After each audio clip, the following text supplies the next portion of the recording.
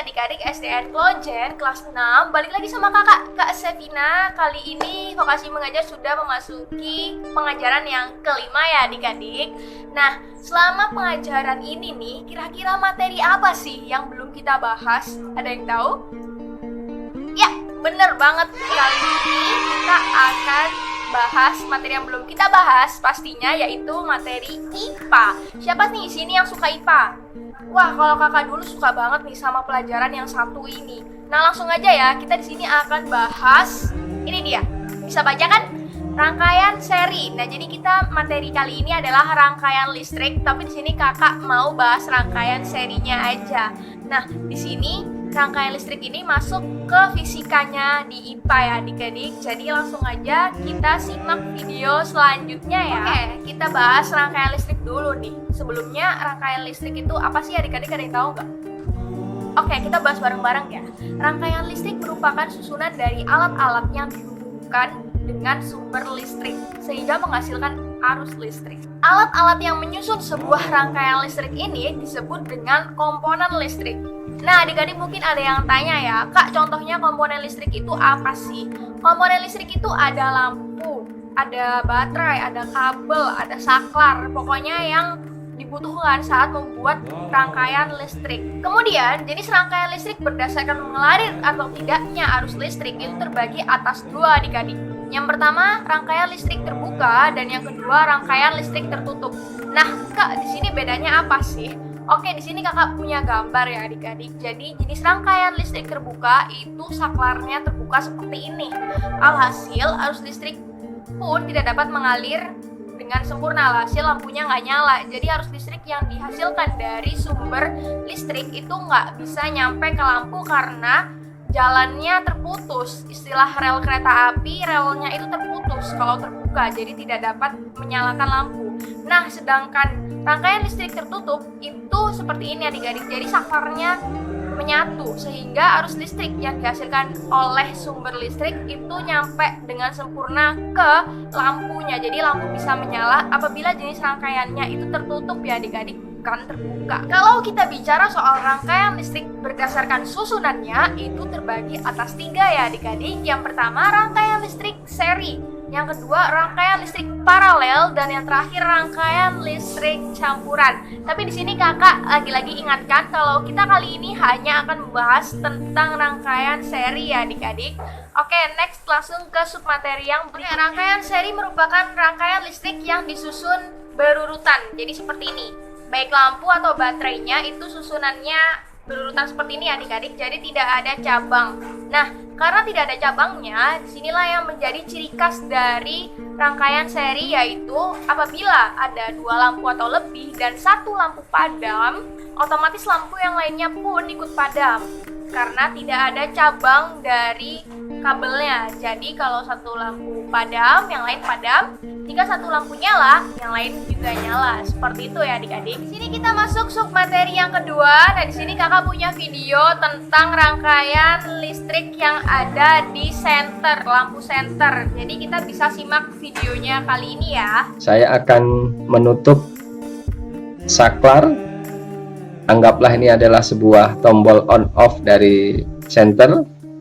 Akan saya hidupkan senternya. Kita lihat lampu senternya menyala dengan cukup terang. Lalu kita akan coba menghidupkan juga lampu senter dengan susunan baterai paralel. Baik, tombol on-nya akan saya pencet. Nah, lampu senter juga menyala.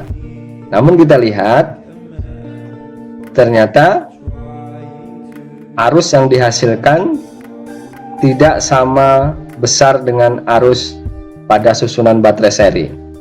Arus listrik yang dihasilkan pada susunan baterai paralel ternyata lebih kecil dibandingkan susunan pada baterai seri. Hal ini juga terlihat dari kecerahan nyala lampunya.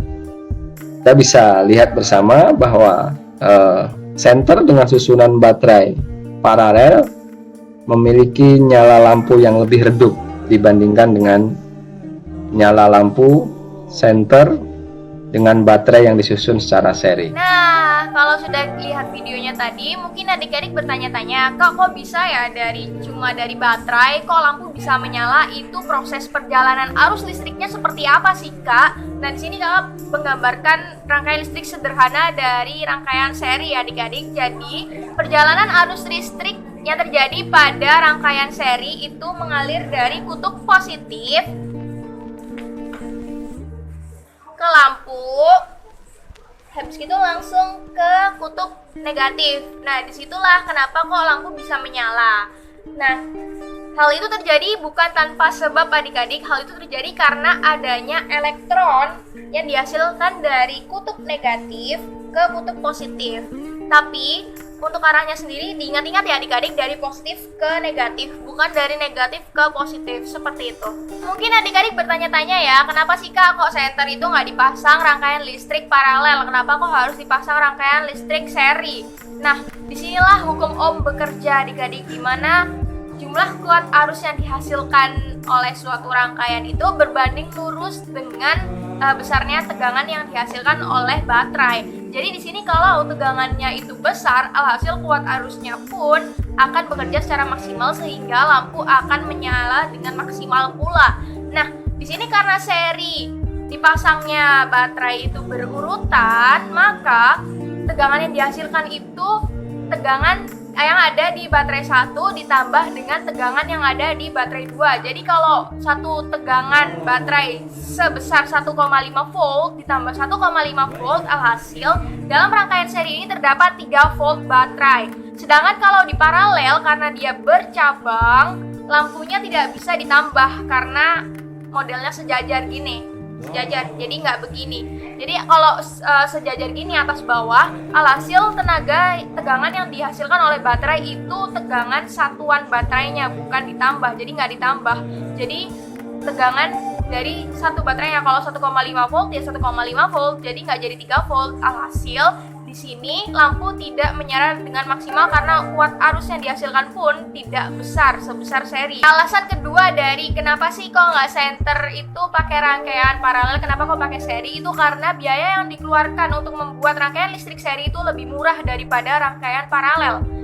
Karena alat yang dibutuhkan pun nggak sebanyak, nggak seribet, nggak bercabang-cabang dari rangkaian paralel seperti itu. Makanya perusahaan konvensional pembuat senter itu lebih prefer menggunakan rangkaian seri. Ada contoh lain nih adik-adik dari rangkaian listrik seri itu nggak cuma ada di senter, di kehidupan sehari-hari kita bisa temuin di lampu tel neon yang panjang itu, yang biasa di atas lampu, di atas plafon maksudnya, itu menggunakan rangkaian seri adik-adik. Dan juga kita bisa temui di lampu tumbler, lampu yang lucu-lucu di dinding yang ada foto-fotoannya itu, atau lampu Natal itu menggunakan rangkaian seri juga. Kenapa? Karena kita nggak bisa matikan saklar satu terus lampu lain tetap nyala. Jadi kita mau matikan satu lampu aja di sebanyak lampu itu nggak bisa. Jadi nyala dan mati secara bersamaan karena itu seri adik-adik. Dan disusunnya lampu pun itu sejajar panjang banget seperti itu kan ya adik-adik. Pernah tahu nggak sih lampu tumbler tuh seperti ini, kakak kasih gambarnya. Nah itu pakai rangkaian seri adik-adik, jangan lupa ya. Selanjutnya kita akan masuk ke submateri yang ketiga, yaitu di sini kita akan bicara soal kelebihan dan kekurangan dari rangkaian listrik yang sudah kita bahas sebelumnya, yaitu rangkaian seri. Di sini kakak sudah menuliskan di papan. Yang plus-plus ini kelebihan, yang minus-minus kekurangan ya adik-adik. Yang pertama kelebihannya yaitu kabel penghantar sedikit. Jelas karena seri ini gak ribet pembuatannya pun, gak seperti rangkaian paralel dan campuran yang bercabang-cabang kabelnya. Kemudian yang kedua murah. Jelas biaya yang dikeluarkan lebih murah karena alat-alatnya gak neko-neko. Adik-adik kalau ingin mencoba di rumah bisa menggunakan 2 baterai. Ini bisa pakai 1 atau 2, kalau 1 nggak nyala bisa 2 ya adik-adik. 1 kabel yang panjangnya bebas, nggak panjang-panjang banget juga boleh. Kemudian 1 lampu aja udah jadi rangkaian serinya, jadi nggak perlu bercabang yang aneh-aneh kayak paralel gitu kan. Jadi biayanya lebih murah.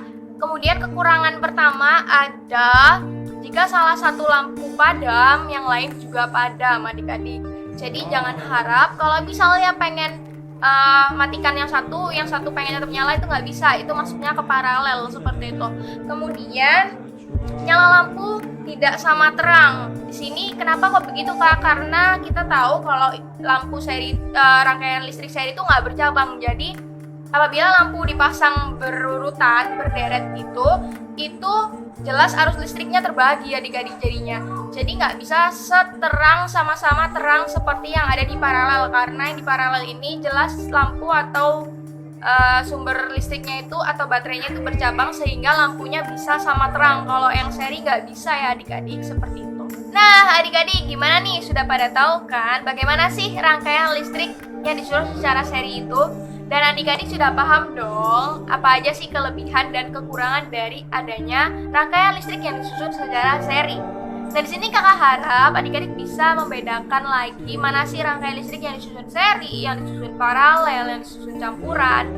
Nah karena di sini kakak membahas seri, rangkaian yang seri, kakak harap adik-adik bisa belajar sisanya secara mandiri di rumah oleh orang tua atau guru adik-adik ya. Kemudian adik-adik perlu tahu nih, kenapa kok ada rangkaian listrik itu berbeda-beda secara susunannya. Nah, di sini adik-adik perlu tahu adanya perbedaan itu disebabkan karena adanya perbedaan kebutuhan juga di kehidupan sehari-hari.